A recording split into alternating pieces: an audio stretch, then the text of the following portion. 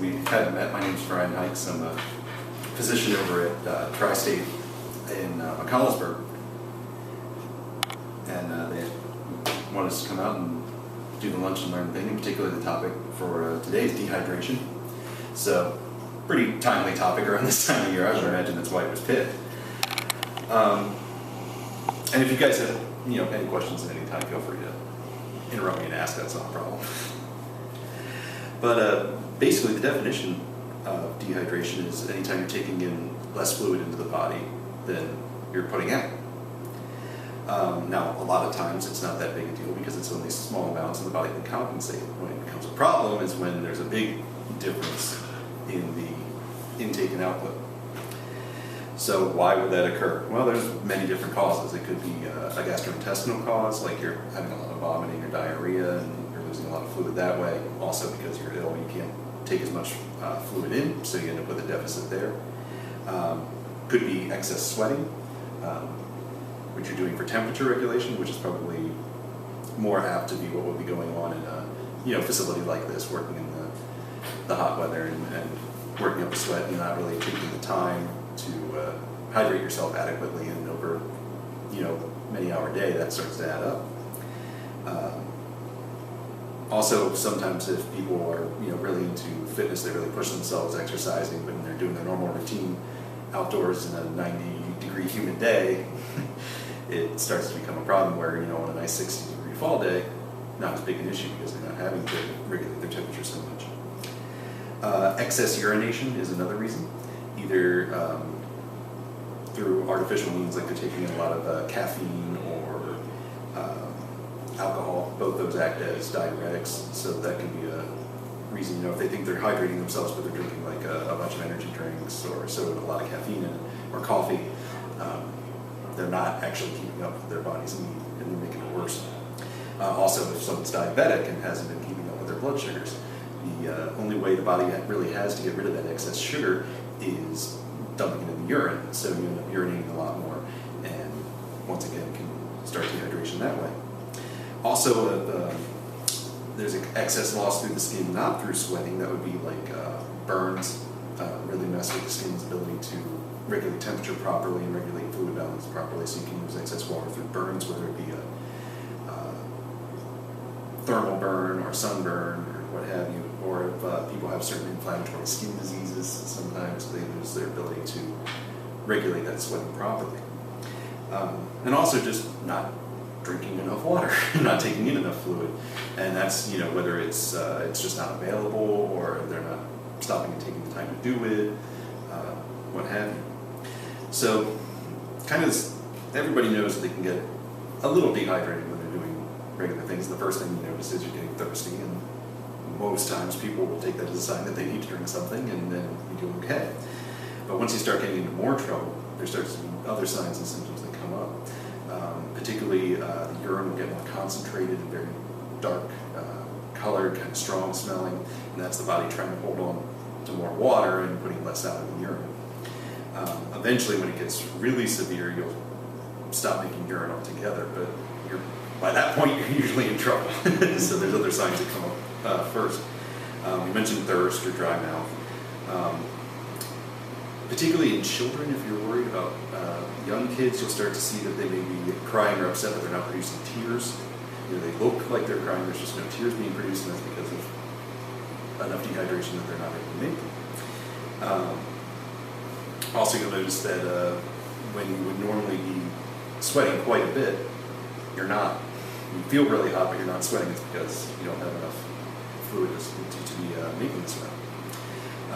As it progresses, you start getting into muscle cramping, along with that vomiting, abdominal pain. You can start to feel heart palpitations, because eventually the volume of fluid in the body goes down enough that your blood volume starts dropping. At that point, the heart has to try to pump faster to keep that blood moving because there's less of it, and you'll notice that with heart racing or feeling like it's beating abnormal. When you really get farther down the line, you start getting into confusion and weakness. A person will almost start to act intoxicated. Then eventually that can lead to a coma and organ failure. That's the ultimately, once you start getting into heat exhaustion, heat stroke down there. Other signs that you may be able to tell if you're seeing a person and thinking there might be something going on with them, you can check what's called the Skin Turgor. Now, what that means is basically how elastic the skin is. Or a well-hydrated person, you can pinch it on the back of their hand and it just immediately snaps back down into place because enough fluid is well hydrated. On someone who's getting into dehydration, you do that and it just stays up for a little bit, or stays up for a while, depending on how bad it is. Also, their blood pressure will start to drop, like we talked about before. That's the volume of blood dropping, and their pulse will go up to try to compensate that. So if you see someone with low blood pressure, heart's really racing, you're checking the pulse, it's like 110, 120, something like that, or worse. They might be getting into more serious dehydration that you have to do something about.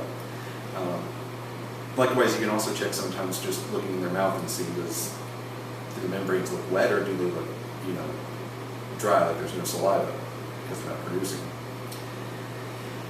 So the next question is, how do you treat it? Once you've identified, okay, this person's dehydrated, what do you do about it?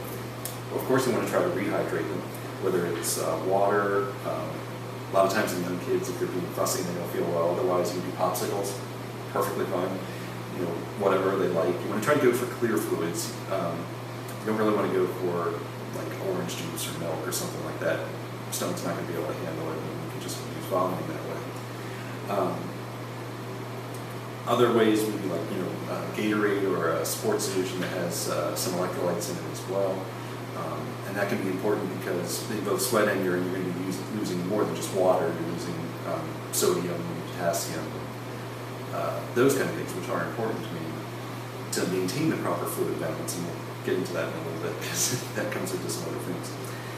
You do have to be a little cautious, particularly with some of the sports drinks. They can have quite a bit of sugar in them if you get the regular ones, and that can be a problem. One for people with diabetes, but also the excess sugar, once again, has only one place to go. Even if you don't have diabetes, if you take a high load, it's going to start having to go out in the urine, or you can induce some diarrhea that way too if it's too much. They do. I know at least Gatorade has. I think it's the G2 that's a lower glucose content to it. I think some of the other ones might have something similar, but if you have the choice, that's usually the better way to go because they do have quite a bit of sugar in the regular sports drinks.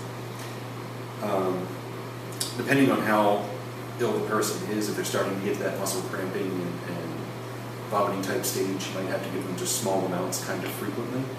But if you can, you'll get the best response if you can rehydrate them orally.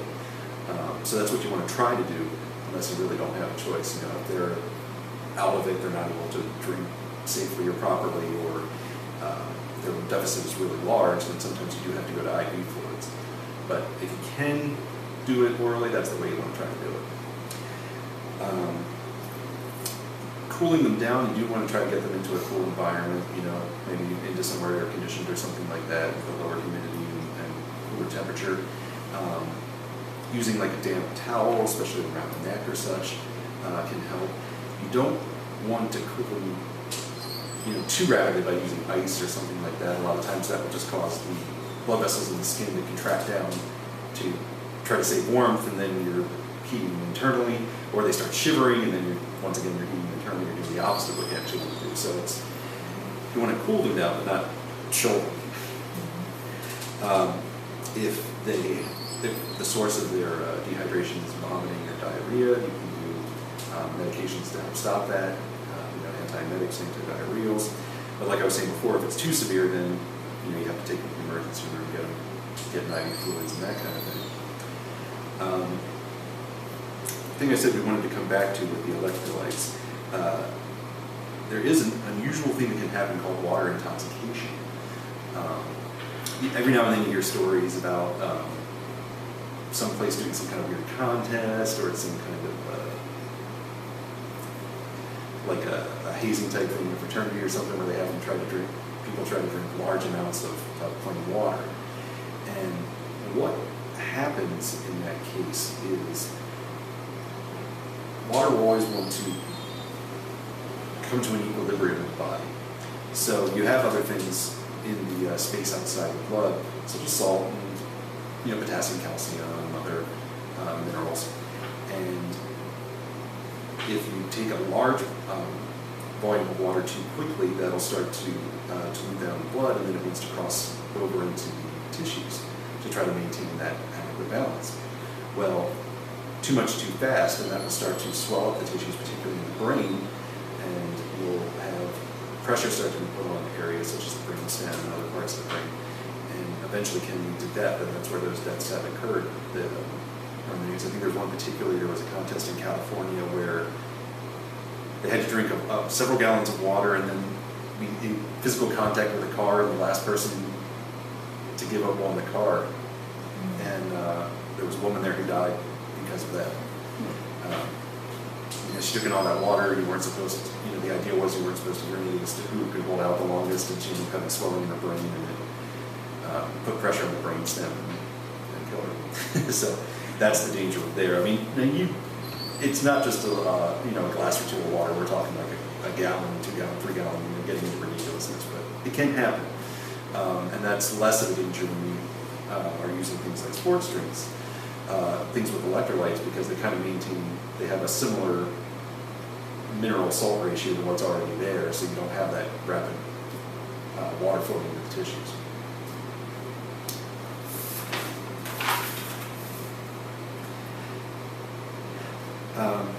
So like we were talking about some of the complications that can happen in dehydration. One of the first is the kidneys start to fail. You kind of think of them as like filters in a pump system. You have to have enough flow going through there for them to work properly. And if you start dropping the water flow through there, they can't do their job, and they start backing up, accumulating things they're not supposed to accumulate, and the whole pump system, the whole filter system doesn't work right anymore. And that will start to cause damage. Depending on how severe the dehydration can happen pretty rapidly. So that's always one of the things you worry about, particularly in severe dehydration, why you want to get it treated pretty quickly. As I was saying before, you can start going into like a shock type situation, similar to if you had a severe cut and were bleeding out. That's a rapid loss of blood volume. This is kind of the same deal, so you start getting similar shock type symptoms and signs. You go into coma. You can start to have problems with electrolyte abnormalities because they end up getting flushed out in the urine, especially if there's excessive urination from some of those other things I was mentioning. Particularly important is potassium and calcium. They factor heavily into the use of muscles and allowing muscles to move properly, and that's where you start getting a lot of the cramping. And if it's bad enough, you can even have the heart start to go into an abnormal rhythm, because those electrolytes are the basis of how it does the electrical signal, and if you start running out of those, then it can't do its job properly. As dehydration starts to get a little more severe, then that's when you start getting into the terms heat exhaustion, heat stroke. Heat exhaustion is kind of the early form. Heat stroke is when you're more severe and you're taken to the ER for either fluids and such. So then also you want to talk about how do you prevent this, because everyone wants to get dehydrated, obviously. So one of the most important things is having water or another fluid around and available to you, and actually drinking. I mean, taking the time to stop and drink when you're thirsty. I know I'm guilty of it too, when you're working hard and trying to get some tasks done, especially if you're under a time limit. You don't feel like you have the time to go and find something to drink or stop what you're doing and pick it up, but it's really important to do so, because by the time you're noticing there's really a problem, you're already behind a decent amount. It gets harder and harder to catch back up. So in the end, though you think you're saving time, you're not, because you get yourself dehydrated and you can't do what you're supposed to be doing. If they're particularly high temperature, heat indexes, heat warnings, you want to try to avoid any excessive exercise outdoors if you can help it, or take frequent breaks. If you're doing like yoga at home or something, maybe go for a half an hour, come inside somewhere cool, get something to drink and everything, and then go back to it. Like I said, in the end, it'll save you time rather than seems like you're wasting time. And particularly, you want to watch either the very old or the very young. Either extremes in the age range, they have more difficulty in regulating their water losses and everything than the average adult would, so they will go into dehydration a lot faster than you might expect. And as I was saying before, you really want to be careful of excessive caffeine or alcohol intake on really hot days, because both of those things act as a diuretic and will get you urinating more, so you end up losing more fluid than you're taking in with those types of beverages.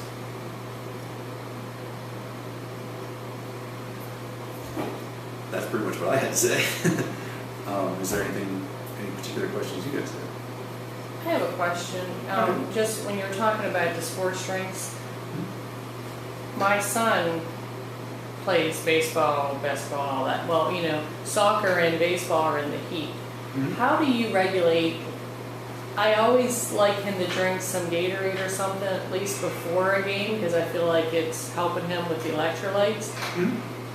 He'll tend to want water only, which not discouraging the water drinking, but I like him to have a little bit of the electrolytes at least some point during the game or like before. Yeah, it is a good idea. Even if you want to sort of preload, if you want to think of it that way. Because kind of what we were talking about, some of the depletion, you're going to lose sodium and potassium and such in sweat. You're going to lose it in urine. More sweat more in that case. And you can, you know, even if you're trying to keep up with the fluids with water and everything, you can still get some muscle cramping or early fatigue if you're depleting the electrolytes too quickly. So you can kind of frame it to him that, hey, it'll actually, you know, help you from kind of an endurance or and I can give him a performance bottle of standpoint. water. He takes a cooler of water, but he'll still have most of that at the end of a game.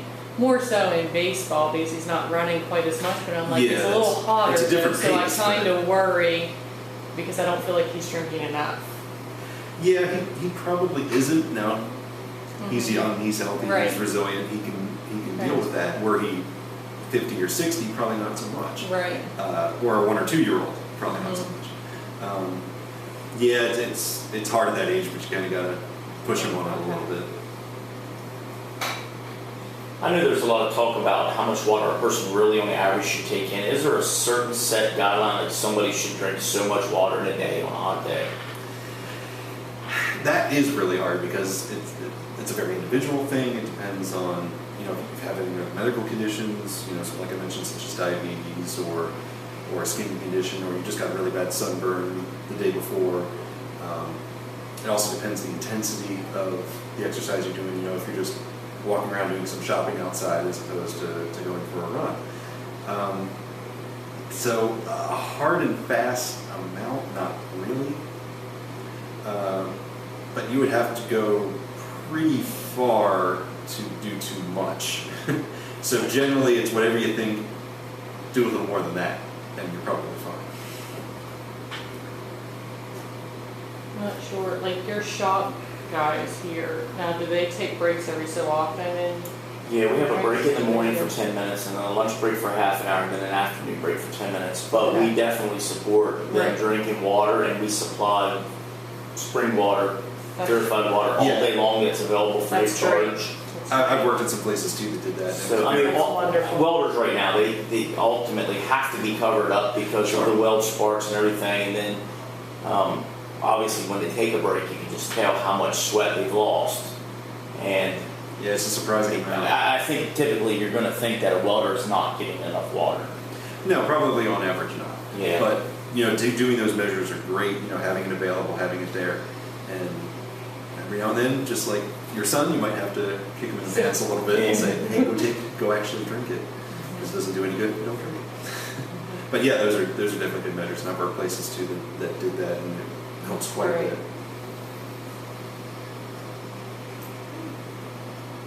All right. Thank you very much. Oh, no problem. Happy to do it.